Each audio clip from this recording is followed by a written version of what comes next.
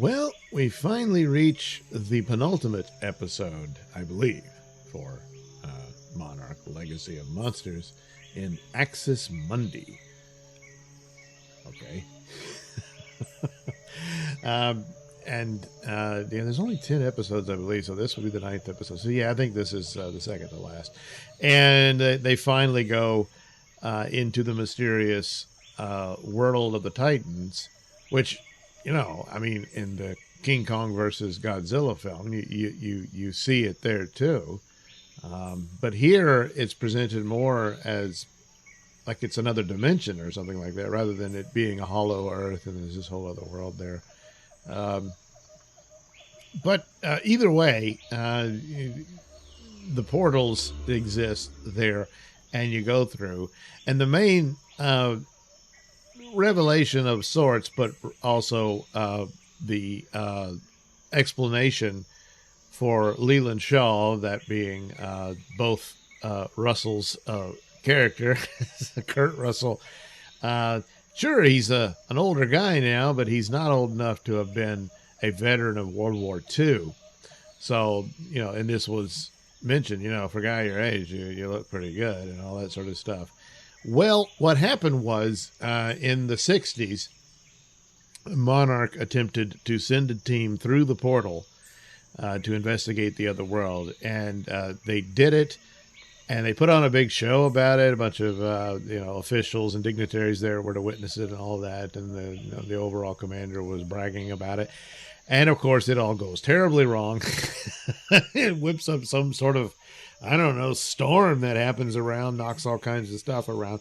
And the team with Leland Shaw in charge disappears in it. And their capsule comes out the other end in the Titans world. And they're all disoriented by it and whatnot, and there's all kind of hazards and monsters. And Leland, his team gets wiped out, and he ends up getting sucked back through the portal, and he shows up dazed and confused, wandering around a forest in Japan. Well, it turns out he wakes up in a hospital. He's being interviewed, and he thinks he's been captured or whatever. He doesn't know what to make of it. And he wants to talk to Bill Randa, and he tries to escape and whatnot. And you see signs along the way. 20 years have passed. He wakes up in 1982 or something like that, and Randa and Maria or whatever, the Japanese girl. Who the love triangle happened that Bill Randa was unaware of, but both she had an interest in both him and Shaw. And apparently he is not the grandfather of these kids. Would have thought that would be the obvious thing, but apparently the father remains unknown. And she already had the child before she even started with Monarch and all that stuff. So anyway, the son... Hiroshi, he was a little boy when Lee went away, and he was a part of his life. He called him Uncle Lee and all that. And then 20 years later, he shows up at this hospital, and so the adult Hiroshi comes to meet him there and tells him, well, Dad went crazy, and it's all over. Just forget about it. And so Leland ends up in a facility where the team eventually found him. And he just sits there taking his medicine, being doped up and whatnot. And then the Godzilla attack on San Francisco happens, and this reawakens his interest. And there you go. You're caught up on him. So it was not a bad episode. There's been some stumbles here, and I've had problems with it. And I think a lot of things are just sort of leaping over. So it almost seemed like they had their act together. And they probably don't on a lot of this by explaining and whatnot. I'm not just talking about everybody's a lesbian, and that's which I'm sure they're going to continue to pursue because May and Kate are so worried. Well, May is, look, she's concerned they don't know where she is. She and Leland show up in the other world in the current time, and he's explaining to her about how to stay safe. There's all these lightning bolts going through the ground, and he says you got to stay on this path to get away from it. And they can't find Kate, and they're searching for her. And then that's when he tells May his story.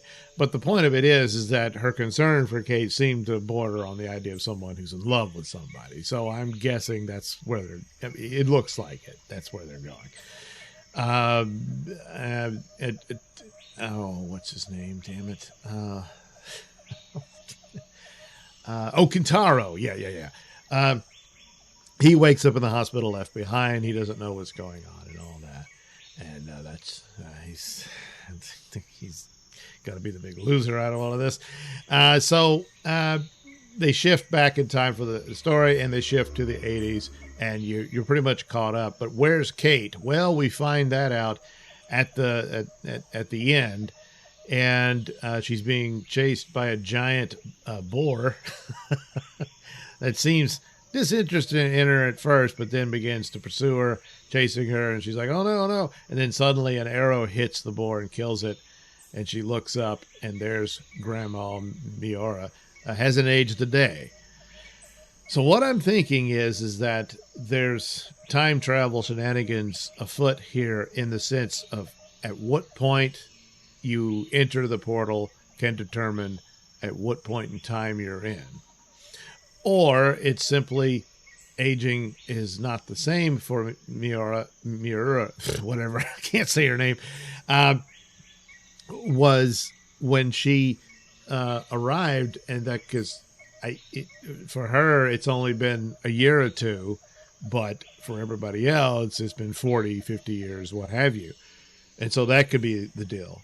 But it's like the fact that they were separated from Kate, I don't know, it might mean she's in another time zone as a result of this. But ultimately, it's probably more to the point that for Miura, it's only been a couple of years, when in reality, back on Earth, it's, decades have gone by. It didn't seem to happen in the Godzilla King Kong movie, but then they were in and out, so... and Shaw is explaining this, we got to get back as soon as possible. The longer we stay, the longer it's much longer back on normal Earth, the surface Earth, not the underworld Earth. So all in all, for what it was an okay episode. Then we'll see how it plays out in the final one. It's had some serious stumbles that might portend that it's just not going to end well. If they lose Kurt Russell, like if his character dies off, because now for the most part I don't think his son has any more role to play either, as is the story is pretty much told, and where he ends up and all of that.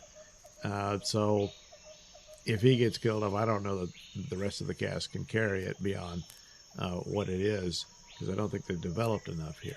There's some interesting moments and whatnot, and the mirrors between especially the daughter and her father, so on and so forth, and her mother, our grandmother for that matter. Yeah, the grandmother.